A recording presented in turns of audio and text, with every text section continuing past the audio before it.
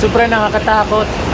Kala ko tapos na, bumalik na ako dito sa Kubo kasi ang alam ko hanggang alas 5 magla-landfall, pero mas malakas ngayon. Sobra natakot na ako. Sira na yung bubong ko. Nagkabutas-butas na yung bubong ko. Hindi ko alam kung anong gagawin ko. Nakakatakot. Inaano ko yung pinto kasi nabubukas siya. Tapos hindi ko alam kung saan ako pupunta kasi ang lit-lit naman ang kubo ko. Yun, tapos parang bigla-bigla na lang nakapaglinis na ako ngayon. Tapos yung pag maya-maya, ayun to, biglang lumakas yung hangin. Tapos may nagkakalabugan. Ayan. Ay. Oh my gosh, Lord, please. Tama na po, Panginoon ko po. Tama na po. Tama na, Lord. Tama na po. Michelle mo po ako, Panginoon. Sobrang nakakatakot. Kala ko tapos na yung kasi kaninang madaling araw ng mga 5 o'clock, ang lakas-lakas ng hangin. Tapos mga 7, lumipat na ako dito sa Kubo. Kala ko tapos na. Mas malakas ngayon. Grabe, nakakatakot. Nakaka-trauma. Ayaw ko na tumira sa Kubo. Oh my gosh.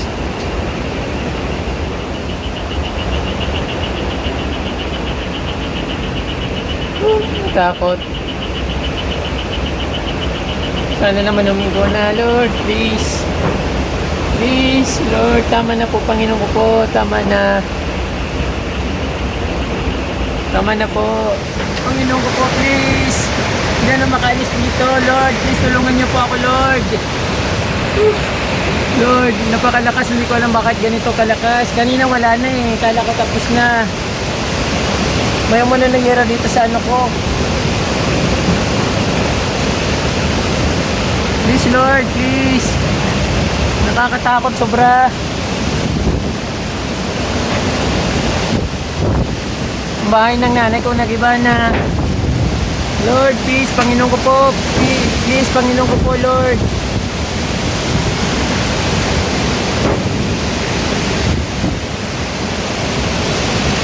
Hindi na makalipat ng bahay, hindi na makalis dito. Sobrang lakas ng hangin. Hindi na makalis dito. Lord, please, huwag niyong pabayaan. I-save niyo po ako, Lord. I-save niyo po ako, Panginoon ko po. Hindi na makalis dito. Sobrang lakas. Panginoon ko po, please. I-save niyo po ang kubo ko, Lord. Panginoon ko po.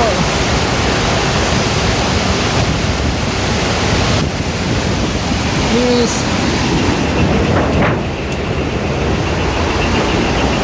Hindi makaalis.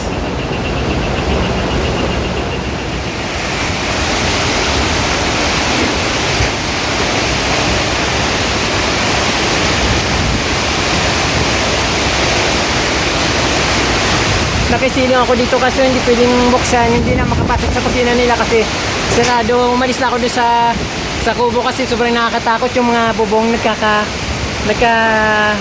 nagkakatanggalan na. Tapos dito hindi ako makapasok dito sa kasi yung pintuan nila nasa kusina nakapako yung pinto nila dito.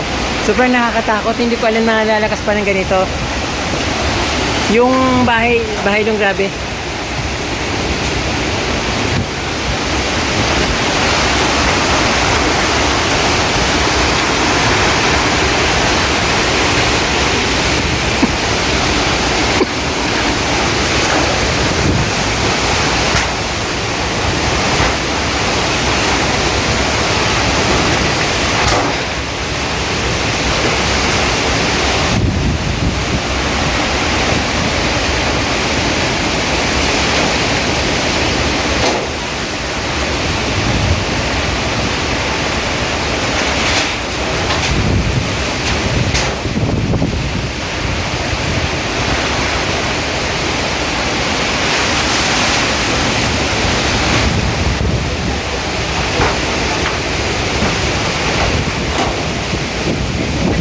Ha? Okay na ako dito. Dahil man okay lang video eh. Dahil ko aram na, akala ko tapos na. Kasi sabi alas 5 maglalandfall. Ngayon ano na eh. Alas 9 na tapos saka lumakas. So naglumas ka pa man. Ha? Lumapit ka dyan. Lumapit ka, nakakulong ka na. Hindi emang gayon?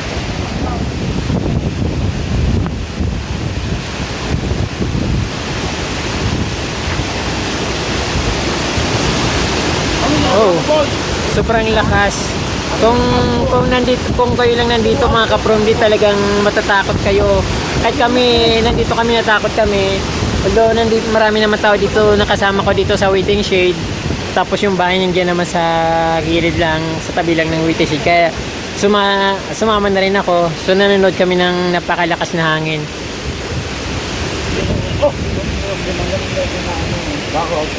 Marami nang naputol ng mga niyog, mga saging, putol-putol na, sobrang liwanag na. Ayan, parang nakakatakot pa rin lumabas kasi yung mga bahay, mga yero ng mga bubong ng bahay na yero nagliliparan, baka mamaya bigla na lang lumipad at tumama sa kung saan part ng katawan mo, pwede sa ulo or pwede sa leeg. So nakakatakot talaga.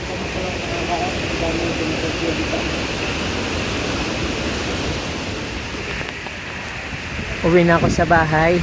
Medyo umano na yung hangin. Pumupa ng hangin. Kaso sira na yung bahay ko. Hindi ko na alam kung saan ako titira.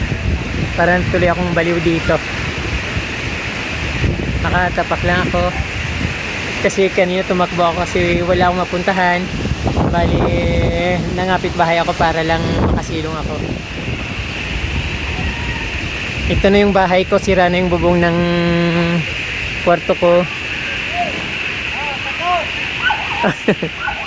Ato, yung halaman ko sira na, yung gate ko hirap na dumaan dito, yung pati yung fence nasira, yung paraiso dito wala na, pero yung ano, nilipad na yung mga bubong ko. Ayan, parating na naman yung ulan. Yung ano, mahirap makaraan dito. Bali yung ano ko dito, fence nasira. Nakadelikado to. Natabunan ng bayabas yung daan ko. Yung mga halaman ko nagkagutay-gutay na. So hindi ko na alam kung paano ko ulit ito ayusin. Sira na yung bahay ko. Yung yero, may umano na yero dito sa ano ko. Hindi ko alam kung saan galing to. Siguro sa kapitbahay ko. Ito yung pinto ko, puro ano na, puro sira-sira na, puro dahon.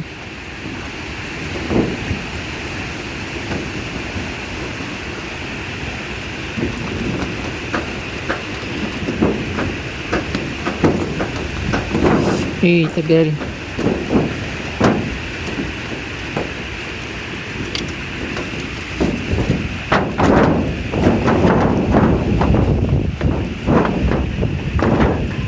Ba't tayo mabukas?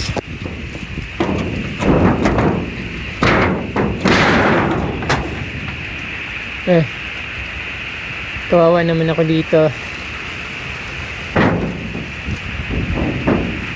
Ayan, dumi-dumi.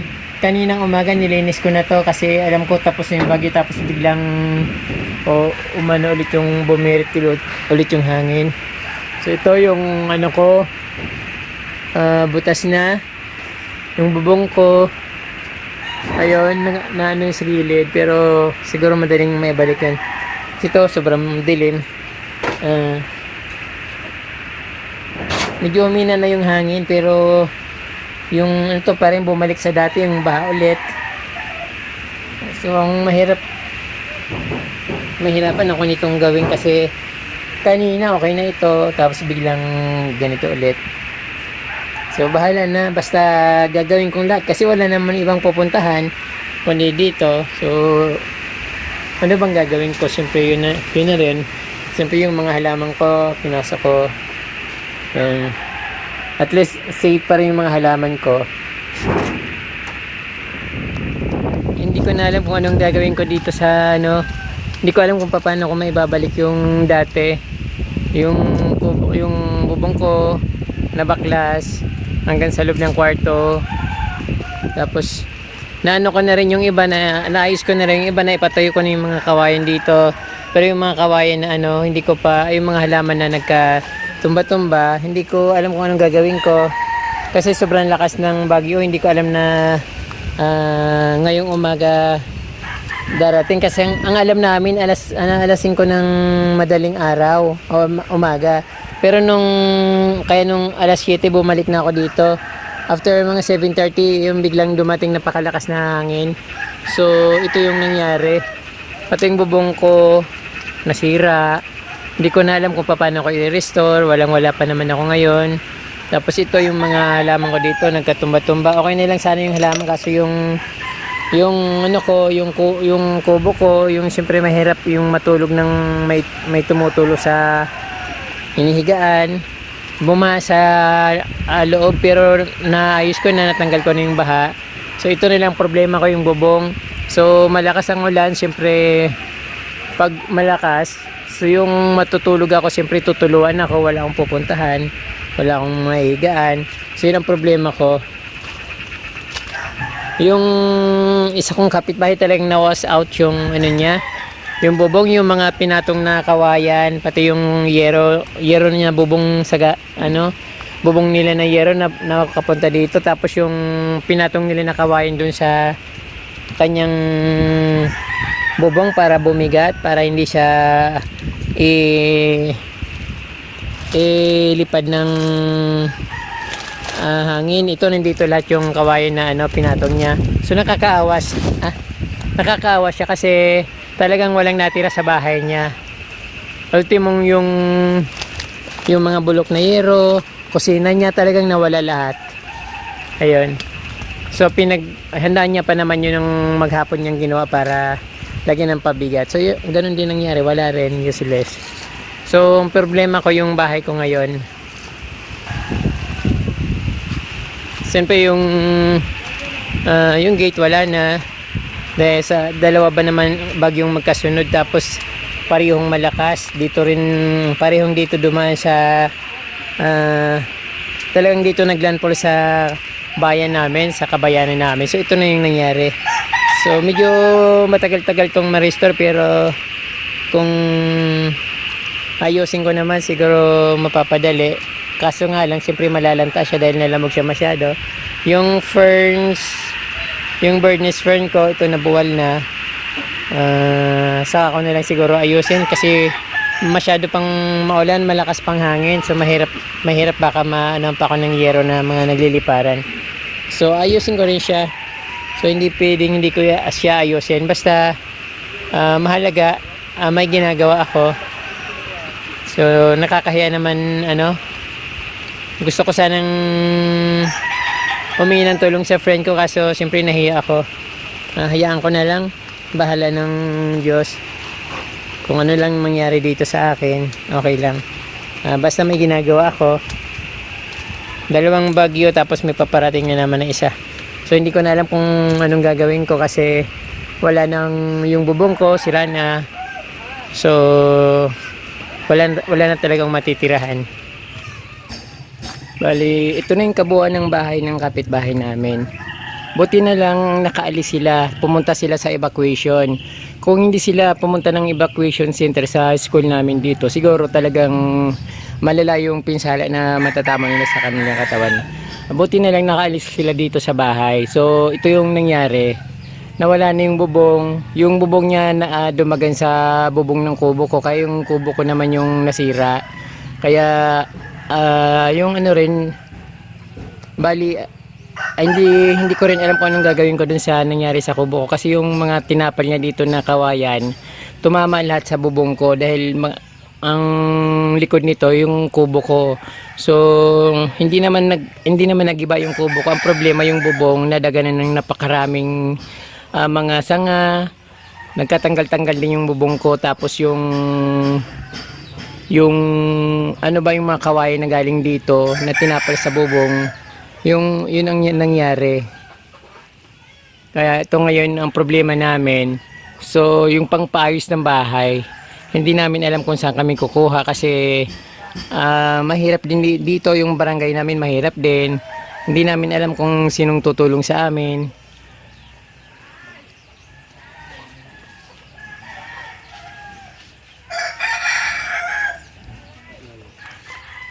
Nagsaing ka mo pa nung nagbagyo?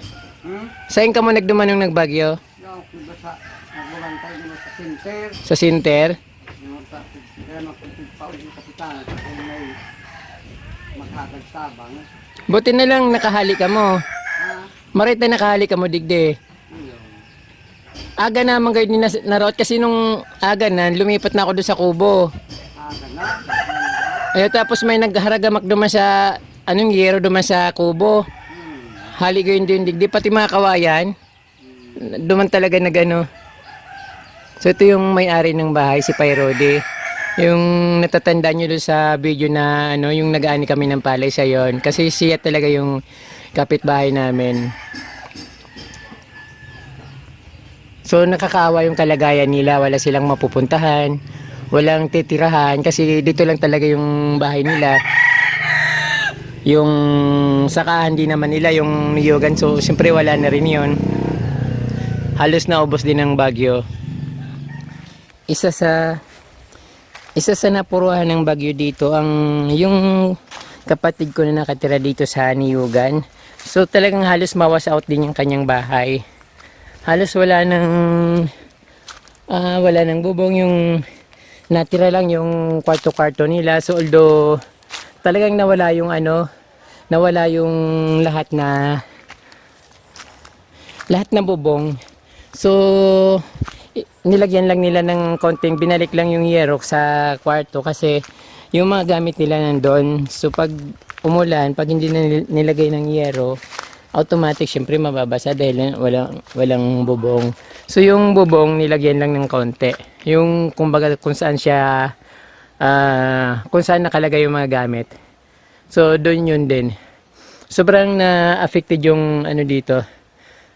Kabahayan, lalo ng kabuhayan. So yung bahay, kahit papano makakagawa sila ng mga kubo, yung mga naipundar nila kahit papano makakapundar sila ulit.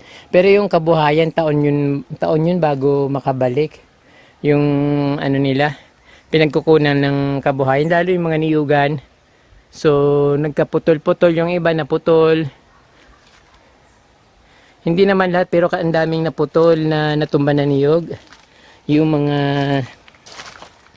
anahaw na dapat kukunin na yung para pang bubong. So nagka-lasog-lasog na rin yung mga dahon nila, kaya useless din. Ayun. So nakakaiyak yung kung kayong nakatira sa mga ganitong lugar.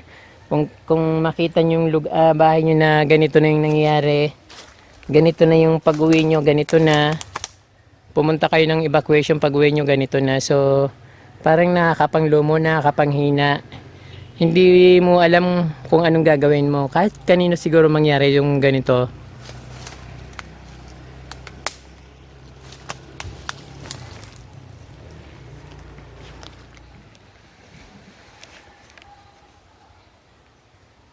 Kapromdi, maraming umaapila sa akin, yung mga kapitbahay ko, kasi alam nila nagbibilag ako. Gusto nilang, sabi niya baka mayroon akong maitulong. So wala rin naman ako maitutulong, Kapromdi, kundi manawagan na lang sa inyo kung sino mang may puso na gustong tumulong, kung sinong may extra dyan, kahit man lang pambili ng pagkain, kahit wag na yung bahay, kahit pambili lang ng pagkain, masaya na kami. Although, kahit ako, victim din ako, kaso siyempre nahiya akong tumulong kasi, or nahiya akong humingi ng tulong.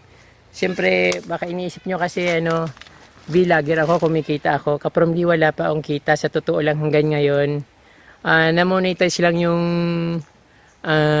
YouTube channel ko, September 9. So, until now, hindi ko pa rin nakukuha yung confirmation ng YouTube para maklim yung kakaunting barya na kinita ko sa pagbibilag.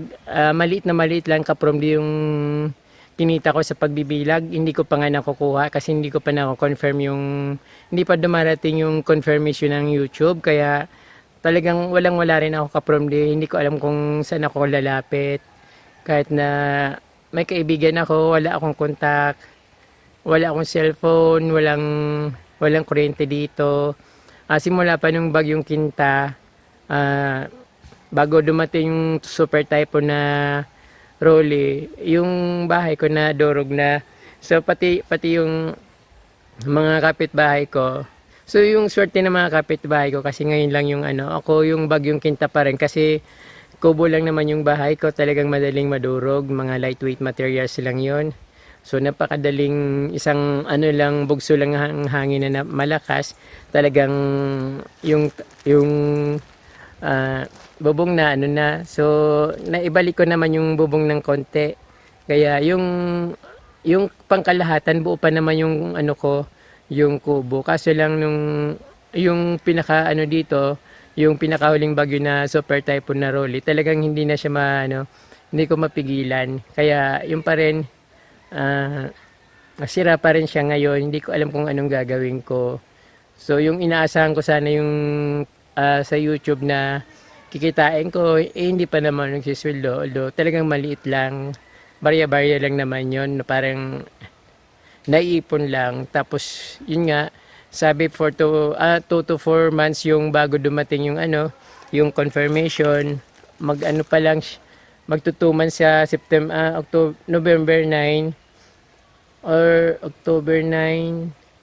November 9 magti 3 months na yung inaantay ko confirmation pa. Pero until now kapromdi wala pa. So yun sanang inaasahan ko.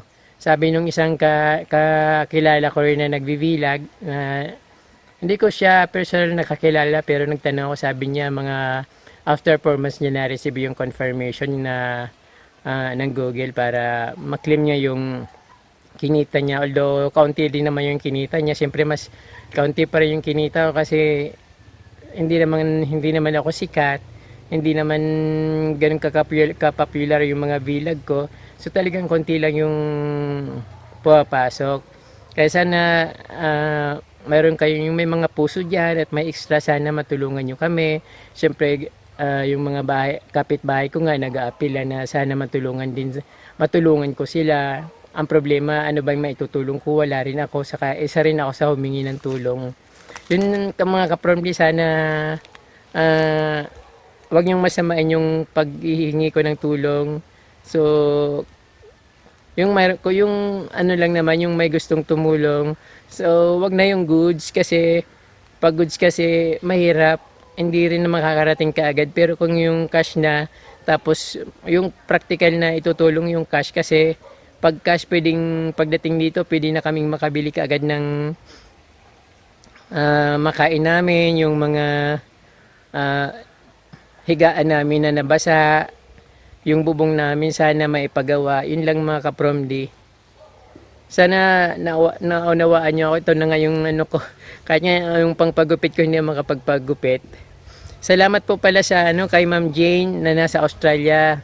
Sometimes pinadala niya ako ng pang allowance ko. Pero siyempre dahil nga sa nangyari, naubos ka agad. So yung magulang ko, tinulungan ko rin dahil kapitbahay ko yung magulang ko. Yung kapatid ko rin, wala rin makain. Kaya yun, hindi lang naman ako yung gumamit nun, yung pinadala ni Ma'am Jane. Hello Ma'am Jane, galang, nasa Australia po siya. Saka shoutout na rin po sa mga